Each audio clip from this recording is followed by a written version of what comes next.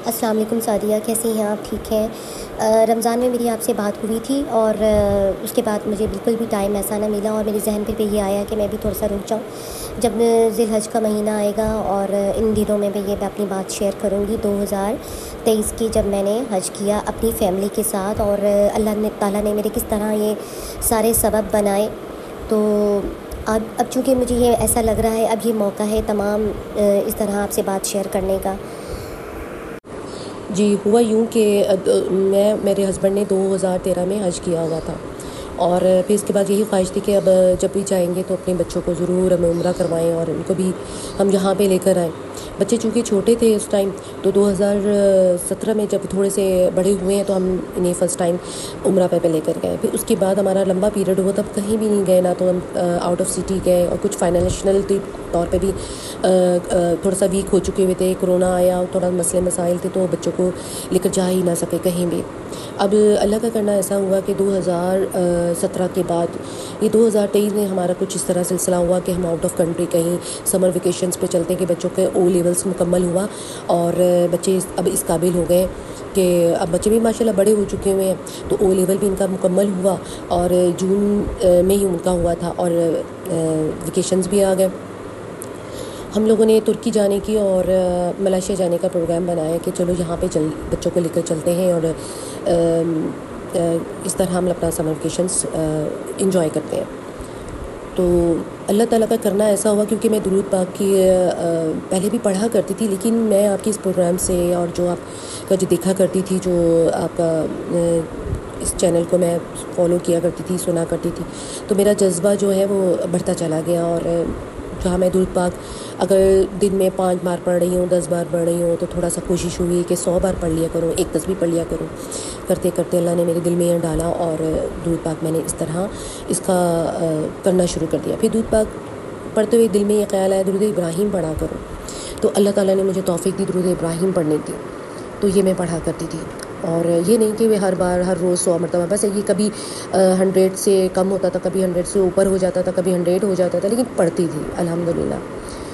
तो ये सारे मेरे मामला थे जो चल रहे थे उस टाइम। तो हमारे जब वेकेशंस का स्टार्ट हुआ कि चलो अब करते हैं, अप्लाई किया मेरे हस्बैंड ने और मेरे हस्बैंड ने ये सारे ये हमारा प्रोसेस शुरू हो गए। मलेशिया अगर तुर्की नहीं होता तो मलेशिया चले जाएं, तो मलेशिया जाने के लिए उन लोगों का एक लॉ था कि जो फेस है लेडीज़ का, जो फेस हो वो आधा सर हो और कान और ये गर्दन सब ओपन नज़र आनी चाहिए। हम लोगों ने पिक्चर वगैरह सारी अपना पूरा जो उसका प्रोसेस होता है वो सब कुछ कंप्लीट किया और अप्लाई कर दिया। अब हम लोगों का वीज़ा आने में ये था कि अब वो लोग रिस्पॉन्स करते कि कब हमारा वीज़ा लग रहा है।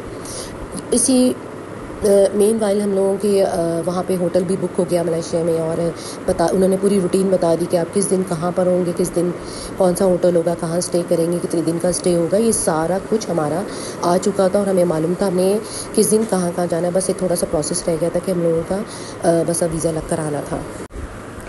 जी, हुआ यूँ कि मैं एक ब्लॉग देखा करती थी, कुकिंग वाली कोई आंटी थी और वो अपनी बेटी और अपने हस्बैंड के साथ गवर्नमेंट पैकेज में 40 दिन वाले पैकेज में वो गई थी हज पे और वो व्लॉग बना रही थी। तो वो बताती थी कि हम लोग मदीना में हैं और सबसे पहले मदीना गए और फिर वो रोज़ाना मदीने के जो दिखाया करती थी, तो मेरी लगन बढ़ती गई। जब वो गुंबद ख़ज़रा दिखाती या वो दिखाती कि अब मैं ज़ियारत के लिए जा रही हूँ, तो साथी यकीन करें उस टाइम मेरे दिल में ऐसा जज्बा बढ़ना शुरू हो गया। वो ज़ियारत जब दिखाती थी, ज़ियारत तो भी जब रात के टाइम जाती थी, तो मैं दुरूद पाक पढ़ना शुरू हो जाती थी कि चलो मैं अपनी आंखों से देख तो रही हूँ, वो जगह दिखा रही हैं, रियाजुल जन्ना वाली जगह सब दिखा रही हैं। फिर वो गुंबद ख़ज़रा जब दिखाया करती थी, कभी वो शाम को कभी सुबह, जैसे भी उनकी बेटी भी साथ साथ ये व्लॉग बनाकर दिखाया करती थी। तो मेरा ऐसा जज्बा बढ़ा, इनको देख के मुझे रश्क आता था कि इनको कितना मज़ा आ रहा है, इनकी किस्मत में हज है तो कितना अच्छा लग रहा है। तो मैं दुरूद पाक पढ़ना शुरू हो जाती थी, दुरूद इब्राहिम पढ़ना शुरू हो जाती थी। यहाँ हमारे वीज़े अप्लाई किए हुए थे मलेशिया के लिए, क्योंकि तुर्की का वीज़ा नहीं हो रहा था हमारा, तो मलेशिया का हो चुका था। ये सारा जो कुछ चल रहा था, अल्लाह ताला ने ऐसा दिल में डाला कि अल्लाह ताला ये जो हमने वीज़े अप्लाई किए अल्लाह ना ही आए, अल्लाह ताला ना आए तो पलट दे कि मैं हज पे चली जाऊँ। मैं ये मौका कभी भी नहीं मिलेगा कि मेरे बच्चों की इतना अच्छा टाइम है कि उन्होंने ओ लेवल्स के पेपर दिए हुए हैं, जून भी चल रहा है और बहुत टाइम के बाद हमें ये टाइम मिला है कि जो हमारा कुछ जमा हुए तो हमने घूमने का प्रोग्राम बनाया, लेकिन फिर पता नहीं कब जमा हो, कब जाएं, बच्चे और बड़े हो जाएंगे, नसीब है कि नहीं, ज़िंदगी है कि नहीं, सब मसरूफियत बढ़ जाएगी। तो ये बच्चे इस पर कोई मसला ही नहीं है इनके, और अल्लाह ताला इसको ना पलट दे, मैं हज कर लूँ अपने बच्चों के साथ। ये टाइम ऐसा है कि मेरे बच्चे हज कर लें, मैं भी हज कर लूँ। बच्चे तो बिल्कुल अपना माइंड बना कर बैठे हुए थे, वहाँ की तैयारी कर रहे थे, वहाँ जाने की, मलेशिया की जो हुआ करता है। खुश भी थे, बड़े भी थोड़े से, ज़ाहिर है वो लेवल्स का बच्चा कैसा होता है, बड़ा हो गया और उसके दिल में बड़ी वो एक अरमान होता है कि वो एंजॉय करेंगे, क्या करेंगे।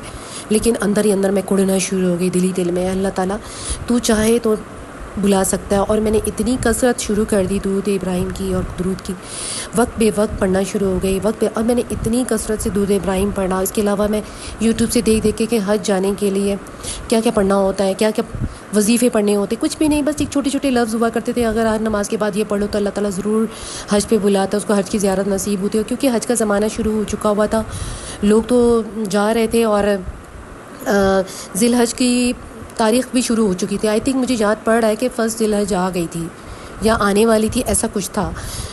तो मैंने कहा नहीं, मुझे ना हज पे जाना है, ये टाइम नहीं मिलेगा, ये वक्त नहीं मिलेगा, ये पैसा नहीं मिलेगा, हज पे जाना है, हज पे जाना है, बच्चों को ले जाओ, या ये बच्चों का भी टाइम नहीं मिलेगा।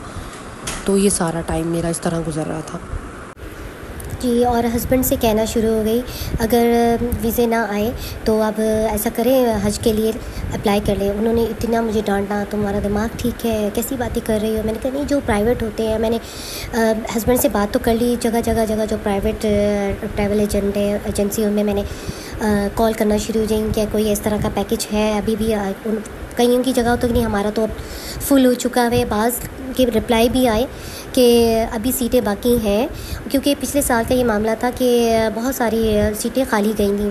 तो उन्होंने कहा कि सीटें खाली हैं, कई जगह ट्रैवल एजेंट वालों ने इस तरह करके मुझे रिप्लाई किया। मैं कहूँ मेरे दिल में और उम्मीद बढ़े, इसका मतलब कि अभी हैं सीटें, और लास्ट जहाज़ उन्होंने बता दिया था कि हमारे लास्ट जहाज़ तब तक चले जाएंगे। आप जल्दी से बता दें कि आपने अगर जाना है या कुछ भी है तो हमारा, आप शाम तक या रात के 9 बजे तक हमारे ऑफ़िस खुले हुए हैं, आप आ सकती हैं, आप इस तरह। और जो मुझे मालूमात मिलती थी, मैं ऑफ़िस में अपने हस्बैंड को फ़ोन कर के वैसे उनका भी समझे कि परेशान उनको करना शुरू हो गई। अब वो मुझे डांटते जाते थे, नामुमकिन बात है, नहीं हो सकता, नहीं हो सकता, कहाँ बैठी हुई हो, क्या बातें कर रही हो। उन्होंने मुझे ये करना शुरू कर दिया। लेकिन मेरे दिल में एक उम्मीद थी कि अल्लाह से अगर दिल लौ लगा ज़रूर करता। और मैं ये होने लगी, रातों को भी सब सो जाते थे, मैं फिर उसका व्लॉग दे के ना, वो मदीना के वो दोबारा दे के, और जो वो दिखा रही होती थी, और मैं रो के अल्लाह से दुआ मांगी जाती, अल्लाह ताला तेरा वादा है, तेरे नबी पे मैं दुरूद भेज रही हूँ, काश कि मेरा भी वहाँ तो सुना है कि बुलावे आते हैं। तो ये सारे मामला थे। और फिर एक अवैस रज़ा क़ादरी की नात, वो मुझे इतनी दिल को लगने लग गई ना, कभी शायद मैंने कभी ज़िंदगी में उनको गौर से भी ना सुना हो कि तैबा को जाने वालों जाके बड़े अदब से, मेरा भी किस्सा है गम कहना शहे अरब से। और ये ऐसा लगता था ये नात मेरे लिए बनी हुई है। ये होने लग गया और मेरी ना बेचैनी बढ़ती जाए। मैं कहा नहीं, बस होगा। प्लीज़ में सादिया, हमारा जो वीज़ा आना था वो हफ्ते वाले दिन आना था। मेरे हस्बैंड वीज़ा लेने गए और इतनी देर लगा दी। उन्होंने 11 बजे बुलाया था कि 2 बज गए, और उनका फ़ोन आया मुझे। मैंने भी उनको कहा, क्योंकि दिल में ये था कि अब लग रहा है जैसे बस अब नहीं होगा। मेरे हस्बैंड ने कहा यार, या तो मामला ही अजीब हुआ है, मैं तो फंस गया हूँ। वहाँ मेरे ज़िंदगी थी, मेरे जो ससुर हैं वो, फिर उनसे उन्होंने बात की कि क्या बात हुई। मुझे कुछ नहीं मालूम था कि ऑफ़िस में क्या बात हुई। वो जो ट्रैवल एजेंट था जिन्होंने हमें मलेशिया भेजना था, जिन्होंने सारा प्रोसेस और हमसे पैसे भी ले लिए हुए थे, तो मेरे हस्बैंड वहाँ ऑफ़िस में, उनको 2 बज गया और वो कह रहे हैं कि मामला ख़राब है। मैंने कॉल की ना कि कहाँ पर हैं, किधर रह गए। 11 बजे वहाँ पे टाइम था, आप तो कब के निकले हुए हो। तो ये सारे मामले हुए। फिर उन्होंने वो ऑफ़िस से वापस आए, उनके हाथ में कुछ चीज़ें थी और कहने लगे यार वहाँ तो बड़ा ही मामला ख़राब हुआ था। अब मुझे फिर शाम को जाना है। मेरे फिर ससुर थे, वो भी साथ गए। उन्होंने भी शाम को फिर दोबारा उसे ऑफ़िस में जाना था। कोई गड़बड़ हो गई। ये सारे मामले हुए। अब मैं कहूँ, मेरे दिल भी परेशान हो गया कि हमारे पैसे तो गए, ना मेरा हज, ना हमारी ट्रैवल। क्या हुआ क्या है, मसला क्या है, ये मैं आपको बताती हूँ। तो ये सारे मामले हुए, मैं डरना शुरू हो गई और दिल में समझे कैसा लगता मेरी बॉडी में जान नहीं, क्या हो गया। फिर सारी कहानी रात को आके पता चली कि सारा दिन वो ख्वार रहे, मेरे ससुर भी ख्वार रहे, क्या हुआ क्या नहीं। पता ये चला कि जिस ट्रैवल एजेंट के उनका जो वर्कर था, जो प्रोसेस में था, जो सारा वो प्रोसेस कर रहा था जाने के लिए, जो हमें सब कुछ उसने हमें शेड्यूल बना कर दिया था, उस बंदे ने हमारा पैसा लेकर कहीं दाएं बाएं कर दिया। और उसका जो अपना ऑनर था, उस ऑनर को पता ही नहीं। जब वहाँ जाके इन लोगों ने वहाँ जाके ज़रा शोर किया, क्या किया, तो फिर जो उसका ऑनर था, फिर वो उनसे बात हुई उस ऑनर ने, फिर शाम गए तक उन्होंने अगले दिन नहीं बल्कि उसी दिन पैसों का ना पीर वाले दिन उन्होंने कहा कि क्योंकि कल संडे है, छुट्टी है, तो पीर वाले दिन पूरे पैसे जो होंगे सब आपको सब चीज़ें वापस कर दी जाएंगी। और उसने इतनी माजरत की और आधे पैसे दे दिए और आधे पैसे उन्होंने कहा कि बैंक के थ्रू हम आपको वापस कर देंगे। बस ये मेरा सुनना था, ऐसे लग रहा था नहीं अब तो मेरा बंदोबस्त हो गया। मैं गई, हज पे गई और ये होने लगा। मेरे हस्बैंड इतनी तकलीफ़ में थे और उन्होंने आधे पैसे निकलवा लिए और आप यकीन करें मैं खुश हो रही थी। मैंने कहा निकल जाएंगे, वो पैसे भी निकल जाएंगे। मैंने फिर शोर करना, आप कर दें। आखिरी जब फ़्लाइटें होती हैं तो ट्रैवल एजेंट वालों को भी एक उम्मीद होती है, वो इतवार वाले दिन भी अपने ऑफ़िस खोले हुए होते हैं। मेरे हस्बैंड ने अपने ससुर से भी बात की, उनके भी जान पहचान वाले सब हुए, उन्होंने भी बात की और उन्होंने कहा, जब हमारे एक जानने वाले थे उनसे भी बात की, उनकी ट्रैवल एजेंसी से उन्होंने बात की। उन्होंने कहा बिल्कुल आप ऐसे करें, सुबह के टाइम बच्चों की और जो मेरी उन्होंने कहा बेगम की तस्वीरें वो हमें दें, हम वीज़ा अप्लाई करते हैं और हज के लिए हम आपका अप्लाई कर देते हैं। तो ये हुआ। और फिर उनका शाम को फ़ोन आया, संडे का दिन था आई थिंक, मुझे याद पड़ रहा है कि उन्होंने कहा मेरे हस्बैंड का नाम लेकर कि आप जो तस्वीरें आप मुझे दें। मेरे हस्बैंड ने कहा कि वो तस्वीरें ऐसे नहीं हैं कि जो कवर की हुई हों, जो सऊदी अरब वालों का होता है। कहते जैसे आप दें, हमने ना वीज़ा अप्लाई आपका कर दिया हुआ है, आप हमें दें और हम तस्वीरें हमने भेजनी वहाँ पे एज ए उसके नेट के ज़रिए। अब मुझे याद नहीं उन्होंने कैसे करना था, मुझे कुछ अंदाज़ा नहीं है। और फिर हम लोग ऑफ़िस गए, उन लोगों ने हमारा इम्प्रेशंस लिए और वहाँ पे जो उनका काम था, जो करना था, उन्होंने हमारे सामने सारे काम किए। ये रात इशा का टाइम था और अगले दिन इन लोगों ने कहा कि आप बस अपना इंजेक्शन वगैरह का बंदोबस्त करें और तैयारी करें। और पीर आया और हम लोग फिर हाजी कैंप गए। आखिरी लोग थे हम लोग, रश ही नहीं था। इंजेक्शन लगवाया, बस हमारा मामला शुरू हो गया, प्रोसेस शुरू। यहाँ से पैसे उठाए मलेशिया के जो जाने के लिए हम लोगों का था और उस बंदे ने फ्रॉड किया, तो उसके मालिक ने जो उसका जो ऑनर था, उसने फिर माजरत करके हमें सारे पैसे वैसे जो भी थे लौटा कर एज़ इट इज़ ये जो पैसे जो भी उनकी जो टिकट थी सऊदी अरब के लिए, हज के लिए, वो वहाँ पे जमा करवाया। और हम लोग बिल्कुल आखिरी वाली फ़्लाइट थी, बुध और जुमेरात की शब 4 बजे। आप यकीन कर सकते हैं कि मुझे लास्ट वेडनेसडे को भी नहीं मालूम था कि मैं अगले वेडनेसडे और थर्सडे की शब एयरपोर्ट पे होंगी और मैं एयरपोर्ट पे थी अपने बच्चों के साथ। और ये भी हुआ कि बच्चों को जब मैंने उनको ये कहा हम हज पे चले जाएंगे हमारा दियो, तो बच्चे बहुत नाराज़ हुए और ज़ाहिर उनके दिल में एक इस तरह का जहन में उनका था ही नहीं हज का, ये कैसे हो सकता है, आप कहीं और चले जाएं, ये कर लें वो कर लें। मैंने उनकी सुनी नहीं। मैंने कहा ये मौके नहीं आते। मैंने उनको समझाया, समझ भी गए, गुस्सा भी किया, सबको मैंने फ़ेस किया, घर में अपने हस्बैंड का गुस्सा फ़ेस किया। लेकिन बस मेरे यहाँ तो कोई तैयारी नहीं थी। मैंने तो अबाया ख़रीदा और हम जब ट्रैवल एजेंट अपने वीज़ा हमारा हो चुका था ना, उन्होंने जब हमारे सामने वहाँ पे ही उन लोगों ने किया हज के लिए, उन्होंने हमारा अप्लाई कर दिया, तो उन्हीं ट्रैवल एजेंट वालों ने ही मेरे बच्चों के, मेरे हस्बैंड के एहराम और जो तैयारी से लग रहा था अल्लाह ने हमारी सारी तैयारी करके रखी हुई। उन्होंने बैग पकड़ाए, मुझे कुछ करना ही नहीं पड़ा। बच्चों की कमीज़ शलवारें जो थी वो उठाई, जो छोटी ईद पे इन लोगों ने बनाए हुए थे सब कुछ बनाया, कुछ भी नहीं। बस इन लोगों की हम लोगों ने एक सफ़र की जो अच्छी सी कंफर्टेबल स्लीपर होते हैं वो लिए। मैंने अबाया सुबह निकली, अपना अबाया लेकर आई, समझे एक दिन पहले। और ये सारे बस जो था ना मैंने किया। सूटकेस तो मेरे वैसे ऑलरेडी रहते हैं, मैंने बस हम लोगों ने अपनी तैयारी की और कुछ वहाँ से तैयारी हो गई, ट्रैवल एजेंट वालों ने दे दिया और हम अपने सफ़र पे निकल पड़े। अब यकीन करें ये दुरूद पाक जो है मैं पढ़ा ज़रूर करती थी। सारी बातों की एक बात करूँगी, जज्बा सच्चा हो, मुझ जैसी गुनाहगार का जज्बा भी बढ़ जाता है। और वही कि जब चाहत करोगे तो बुलावे आएंगे। फिर मुझे यकीन हो गया वाकई बुलावा आता है। और जो उनका इस वक्त मेरी मैं जज्बाती हो रही हूँ, वो ब्लॉग देखते हुए जो गुंबद खिज़रा को मैं देखा करती थी और पुकारा करती थी, बाकी मेरा बुलावा आ गया। बाकी वहाँ से बुलावा आता है। बस मुझे यही कहना था कि यकीन होना चाहिए, यकीन होना चाहिए और अल्लाह ताला ज़रूर करता है।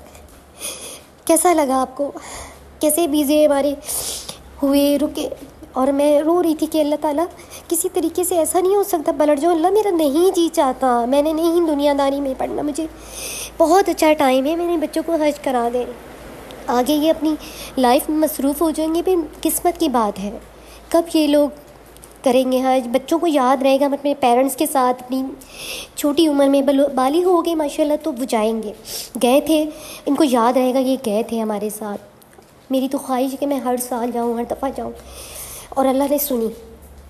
मुझे यकीन नहीं आता कि जब हम लोग गए हैं तो वो हम लोग गए 4 ज़िलहज था और आज के दिन हम लोगों ने उम्रा किया था। आज 5 ज़िलहज है, आखिरी फ़्लाइट सुबह के टाइम हम लोग थे उसमें। और 5 ज़िलहज को हम लोगों ने वहाँ मक्का गए सीधा और वहाँ उम्रा किया। जुम्मे की शब मैं हस्बैंड दोबारा हम लोग तवाफ़ के लिए गए, शुक्र किया अल्लाह का।